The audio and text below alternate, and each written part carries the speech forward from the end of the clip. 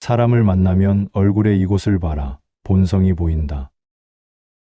그대들은 사람을 처음 만날 때 무엇을 보는가? 말투인가? 옷차림인가? 아니면 그 사람이 내미는 첫 마디인가? 나는 유배지에서 수많은 사람을 만났다. 권세를 잃은 자, 억울함을 품은 자, 살아남기 위해 표정을 바꾸는 자들이었다. 그들을 오래 보며 나는 한 가지를 알게 되었다. 사람의 마음은 말보다 먼저 드러난다는 것을. 그리고 그것은 얼굴의 아주 작은 곳에서 시작되었다. 말은 준비할 수 있다. 태도도 가다듬을 수 있다. 그러나 그 작은 곳만큼은 오래 감추기가 어려웠다. 오늘은 사람을 처음 만나는 자리에서 무엇을 먼저 보아야 하는지, 그리고 그 눈빛 속에 어떤 본성이 숨어 있는지를 조용히 들여다보려 한다. 사람은 마음을 숨길 수 있다고 믿는다. 말을 고르고 표정을 다듬고 상대에게 좋은 인상을 남기려 애쓴다. 그렇게 하면 속마음도 충분히 감출 수 있다고 여긴다. 나 역시 한때 그렇게 생각했다.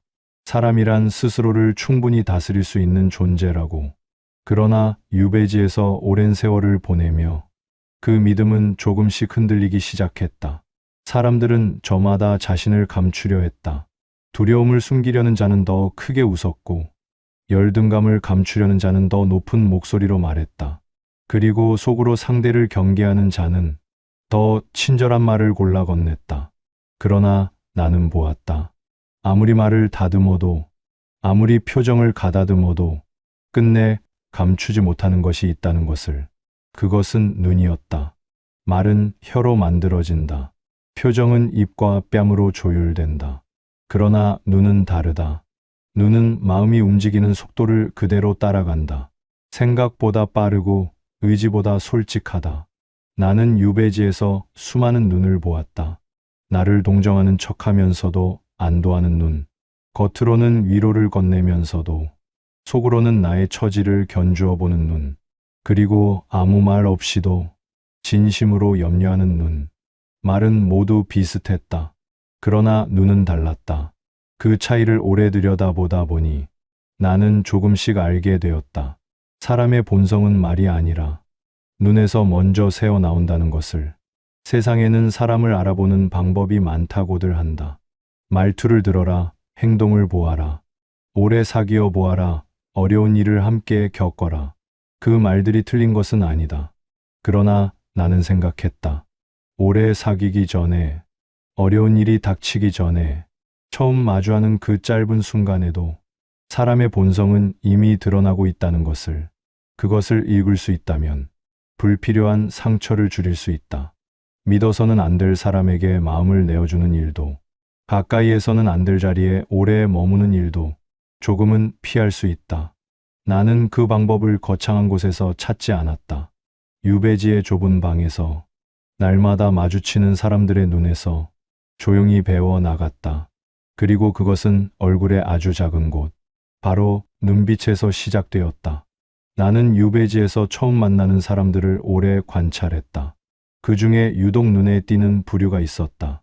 처음 마주하는 순간, 상대의 얼굴보다 먼저 다른 곳을 보는 사람들이었다.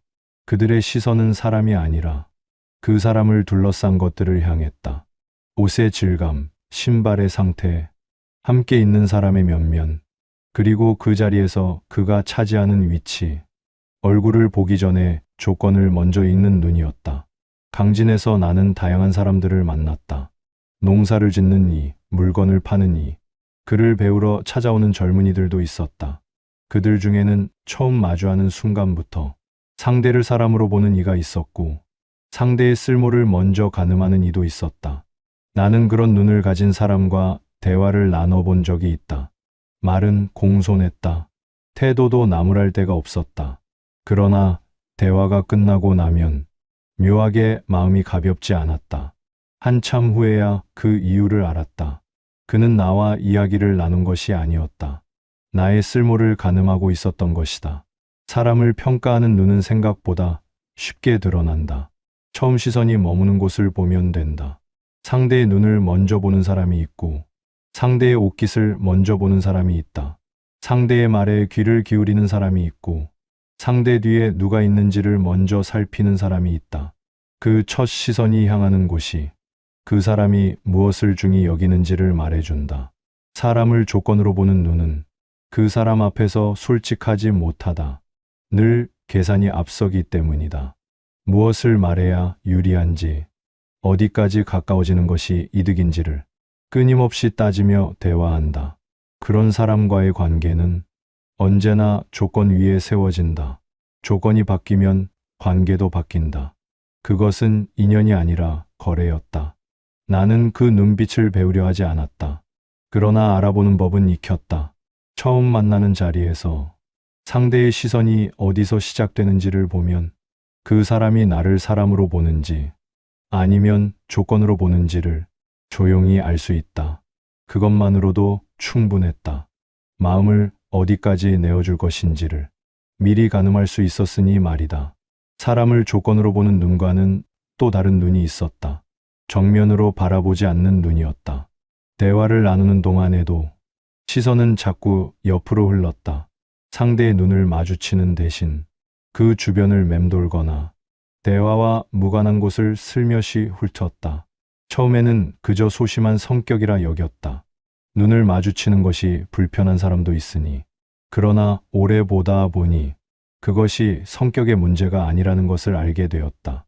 시선을 흘리는 방향이 일정했기 때문이다. 그 눈은 늘 상대의 반응을 살폈다. 내가 무슨 말을 했을 때 상대가 어떤 표정을 짓는지, 내 말이 상대에게 어떻게 받아들여지는지를 끊임없이 곁눈으로 확인했다.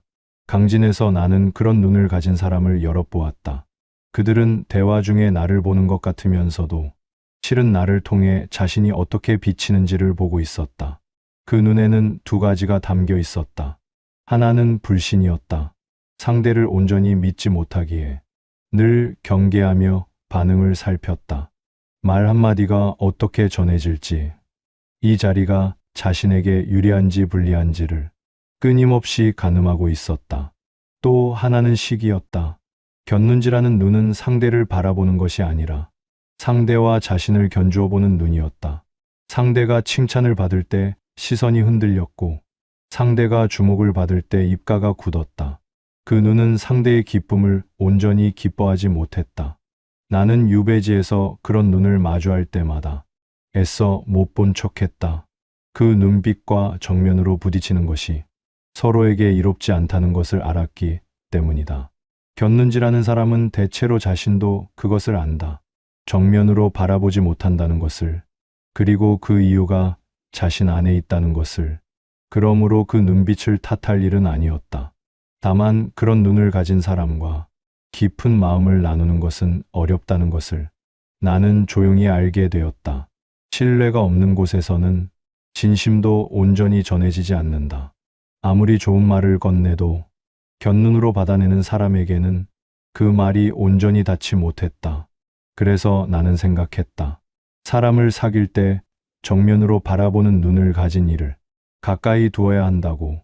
정면으로 바라본다는 것은 상대를 있는 그대로 받아들이겠다는 뜻이다. 경계하지 않고 견주지 않으며 그저 그 사람 자체를 보겠다는 마음이다. 그런 눈을 가진 사람은 드물었다. 그러나 드물기에 더욱 귀했다. 세 번째 눈은 가장 알아보기 어려운 눈이었다. 겉으로는 웃고 있었다. 말도 부드러웠고 태도도 정중했다. 처음 마주하면 호감이 먼저 들었다. 그러나 오래 들여다보면 무언가 어긋나 있다는 느낌이 들었다. 입은 웃고 있는데 눈이 웃지 않았다. 사람의 웃음에는 두 가지가 있다. 온몸으로 웃는 웃음과 입으로만 짓는 웃음이다. 온몸으로 웃을 때는 눈가에 잔주름이 잡히고 미간이 부드럽게 풀리며 눈빛 자체가 따뜻해진다. 그 웃음은 애써 만들어지지 않는다. 마음이 먼저 움직이고 얼굴이 그것을 따라가는 것이다. 그러나 입으로만 짓는 웃음은 다르다. 입꼬리는 올라가 있으나 눈은 그대로다. 웃는 순간에도 미간이 미묘하게 모여 있고 눈빛은 차갑거나 멀리 있다. 나는 강진에서 그런 웃음을 가진 사람을 만난 적이 있다. 그는 늘 웃는 얼굴이었다. 누구를 만나도 반갑게 맞이했고 자리를 빛내는 말을 건넬 줄 알았다. 사람들은 그를 좋아했다. 나 역시 처음에는 그랬다. 그러나 어느 날 나는 그의 눈을 오래 들여다보았다. 그가 웃고 있는 동안 눈은 조용히 상대를 살피고 있었다.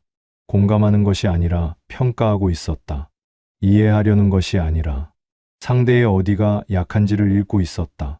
그것을 알아챈 순간 나는 그와의 대화가 달리 느껴지기 시작했다. 입만 웃는 사람은 대체로 두 가지 마음을 품고 있다. 하나는 드러내지 않으려는 마음이다. 자신의 감정을 상대에게 보이는 것을 위험하다고 여기는 사람이다. 웃음은 그 방어막이다. 웃고 있으면 속을 들키지 않는다고 믿는다. 또 하나는 속으로 재고 있는 마음이다.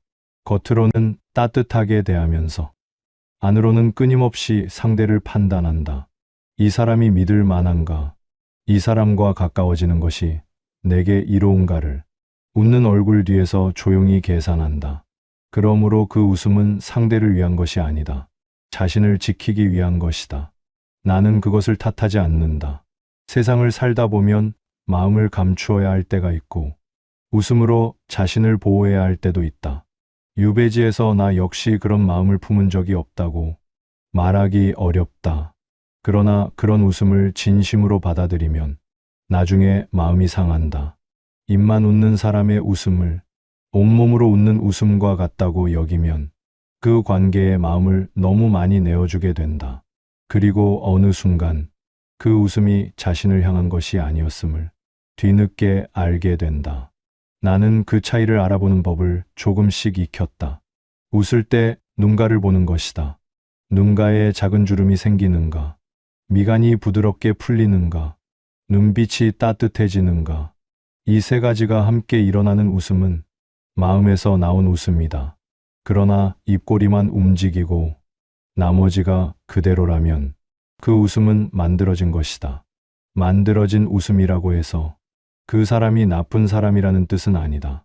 다만 그 웃음 뒤에 있는 마음을 섣불리 믿어서는 안 된다는 뜻이다.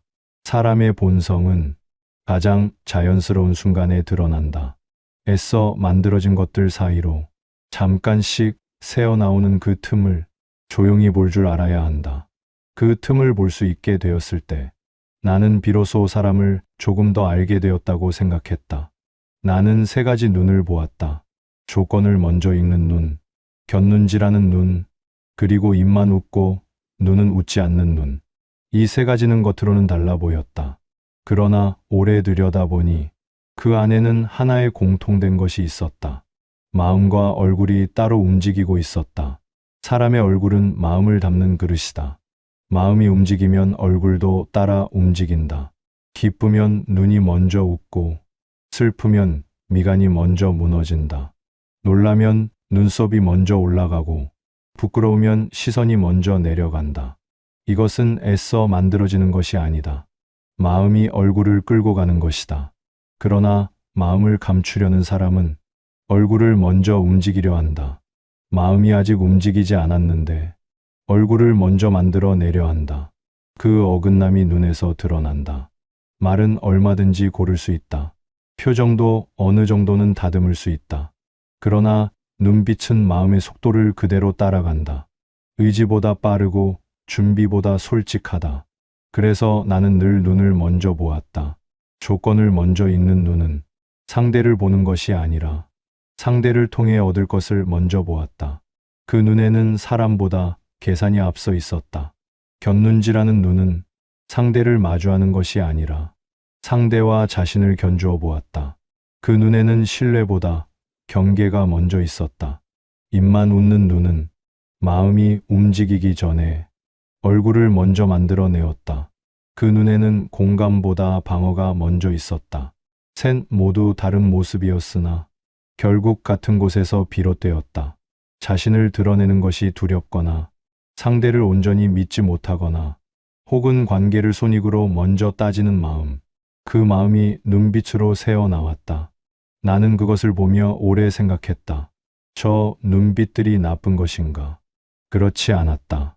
세상을 살다 보면 마음을 감추어야 할 때가 있고 상대를 경계해야 할 때도 있으며 손익을 따져야 할 때도 분명히 있다. 그러나 그것이 습관이 되면 그 사람의 눈빛은 점점 그 색을 닮아간다. 계산이 습관이 된 눈은 늘 계산하는 눈이 되고, 경계가 습관이 된 눈은 늘 경계하는 눈이 된다.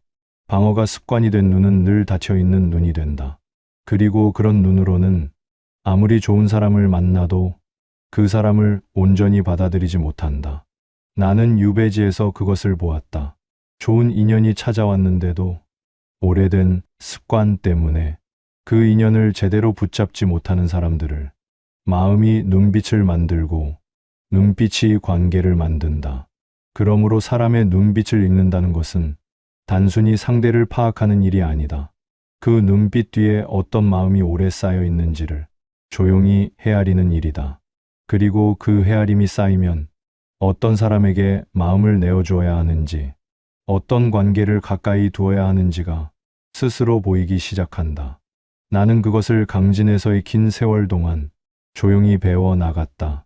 그렇다면 나는 어떻게 했는가? 3가지 눈을 알아보게 된 후 나는 그 눈들을 피하거나 멀리하려 하지 않았다. 그것은 가능한 일도 아니었고 옳은 일도 아니었다. 사람은 저마다 다른 눈빛을 가지고 살아간다. 그 눈빛이 만들어진 데에는 저마다의 사연이 있다. 상처가 쌓인 사람은 경계하는 눈을 갖게 되고, 오래 속은 사람은 믿지 못하는 눈을 갖게 된다. 살아온 길이 다르면 눈빛도 다를 수밖에 없다. 그러므로 나는 그 눈빛들을 탓하지 않았다. 다만 그 눈빛이 무엇을 담고 있는지를 조용히 알아보려 했다. 알아본다는 것은 판단하는 것이 아니다. 이 사람과 어떤 거리를 두어야 하는지를 스스로 가늠하는 일이다. 조건을 먼저 읽는 눈을 가진 사람 앞에서 나는 마음을 너무 깊이 내어놓지 않았다. 그와의 관계가 조건 위에 세워져 있다는 것을 알았으니 그 조건 안에서 적절히 대하는 것으로 충분했다. 곁눈질하는 눈을 가진 사람 앞에서 나는 굳이 정면으로 부딪히려 하지 않았다. 그 눈빛 뒤에 있는 불신과 시기를 말로 풀어내려 할수록 오히려 관계가 더 어긋난다는 것을 알았기 때문이다. 입만 웃는 사람 앞에서 나는 그 웃음을 온몸으로 웃는 웃음처럼 받아들이지 않았다. 그러나 그 웃음을 굳이 거두게 하려 하지도 않았다. 그것이 그 사람이 자신을 지키는 방식이었으니 나는 다만 그 웃음에 같은 무게로 답하지 않았다. 적당한 거리를 유지하며 그 사람이 내어주는 만큼만 받았다. 이것이 내가 배운 태도였다. 멀리하지도 않고 너무 가까이 하지도 않는 것. 상대의 눈빛이 담고 있는 것을 알되 그것을 상대에게 드러내지 않는 것. 그리고 그 눈빛에 휩쓸리지 않고 나 자신의 눈빛을 지키는 것. 유배지에서 나는 한 가지를 더 깨달았다. 사람의 눈빛을 읽는 능력은 상대를 파악하기 위한 것만이 아니라는 것이다. 그것은 나 자신을 돌아보게 하는 거울이기도 했다. 나는 조건을 먼저 읽는 눈을 보며 생각했다. 나는 지금 사람을 보는가, 조건을 보는가, 곁눈질하는 눈을 보며 생각했다. 나는 지금 상대를 마주하는가, 아니면 상대와 나를 견주어 보는가. 입만 웃는 눈을 보며 생각했다. 나의 웃음은 마음에서 나오는가, 아니면 입에서 만들어지는가. 그 물음들이 나를 오래 붙잡았다. 사람을 보는 눈이 깊어진다는 것은 상대를 더 잘 파악하게 된다는 뜻이기도 하지만 그보다 먼저 나 자신을 더 정직하게 보게 된다는 뜻이다. 내가 어떤 눈빛으로 사람을 대하고 있는지, 나의 눈은 지금 무엇을 향하고 있는지를 스스로 물을 수 있게 되는 것이다. 그 물음을 잃지 않는 사람은 어떤 관계 속에서도 자신을 잃지 않는다. 그리고 그런 사람의 눈빛은 시간이 지날수록 조금씩 더 맑아진다. 나는 그것을 믿었다. 유배지의 긴 세월 동안 그 믿음만큼은 잃지 않으려 했다. 사람을 보는 눈이 생긴다는 것은 단순히 상대를 알아보는 능력이 아니다. 그것은 삶을 대하는 태도가 바뀐다는 뜻이다. 나는 강진에서의 긴 세월 동안 수많은 눈빛을 보았다. 계산하는 눈, 경계하는 눈, 방어하는 눈, 그리고 드물지만 아무것도 감추지 않는 눈도 보았다. 그 눈들을 오래 들여다보다 보니 나는 어느 순간부터 사람을 만나는 일이 두렵지 않게 되었다. 두렵지 않다는 것은 모든 사람을 믿게 되었다는 뜻이 아니다. 어떤 사람 앞에서 어떤 마음을 가져야 하는지를 조용히 알게 되었다는 뜻이다. 그 알문 나를 가볍게 했다. 믿어서는 안 될 사람에게 마음을 쏟는 일이 줄었고, 가까이에서는 안 될 관계의 힘을 빼는 일도 줄었다. 불필요한 상처를 받는 일도, 뒤늦게 후회하는 일도 조금씩 줄어들었다. 그 대신 나는 진심으로 대할 수 있는 사람에게 더 깊이 마음을 내어줄 수 있게 되었다. 사람을 보는 눈이 생기면 관계의 무게가 달라진다. 아무에게나 마음을 열지 않게 되고 아무 자리에나 오래 머물지 않게 된다. 그러나 한번 마음을 열기로 한 사람에게는 더 온전하게, 더 깊이 마음을 낼 수 있게 된다. 그것이 관계의 품격이다. 많은 사람과 두루 어울리는 것이 관계를 잘하는 것이 아니다. 적더라도 진심이 오가는 관계를 가진 사람이 더 단단한 삶을 산다. 나는 유배지에서 그것을 배웠다. 권세가 있을 때는 많은 사람이 주변에 있었다. 그러나 유배지에서 나는 혼자였다. 그 고요함 속에서 나는 비로소 알게 되었다. 진심으로 대할 수 있는 사람 하나가 1000명의 얕은 인연보다 깊다는 것을. 사람을 보는 눈은 고요한 곳에서 자란다. 시끄럽고 바쁜 곳에서는 눈빛을 볼 여유가 없다. 말이 많은 자리에서는 눈빛보다 말이 먼저 들어온다. 그러나 조용히 앉아 상대를 천천히 바라볼 수 있는 자리에서는 말이 닿기 전에 눈빛이 먼저 닿는다. 그러므로 나는 생각한다. 사람을 제대로 보고 싶다면 먼저 자신을 고요하게 해야 한다고. 마음이 분주하면 눈도 분주해진다. 분주한 눈으로는 상대의 눈빛을 읽기 어렵다. 자신의 생각과 감정이 먼저 앞서기 때문이다. 그러나 마음이 고요하면 상대의 눈빛이 더 선명하게 들어온다. 애써 읽으려 하지 않아도 그 눈빛이 말하는 것이 저절로 보이기 시작한다. 그것이 내가 유배지에서 얻은 가장 큰 것이었다. 권세도 지위도 없는 곳에서 나는 오히려 사람을 보는 눈을 얻었다. 그리고 그 눈은 내가 세상을 떠날 때까지 나의 가장 단단한 자산이었다. 그대들도 그 눈을 가질 수 있다. 그것은 타고나는 것이 아니다. 오래 보고 조용히 생각하고 스스로에게 정직하게 물으며 조금씩 길러지는 것이다. 사람을 보는 눈이 깊어질수록 삶은 더 단단해진다. 불필요한 것들이 거치고 진짜 소중한 것들이 더 선명하게 보이기 시작한다. 그것이 내가 긴 세월 끝에 조용히 깨달은 것이다.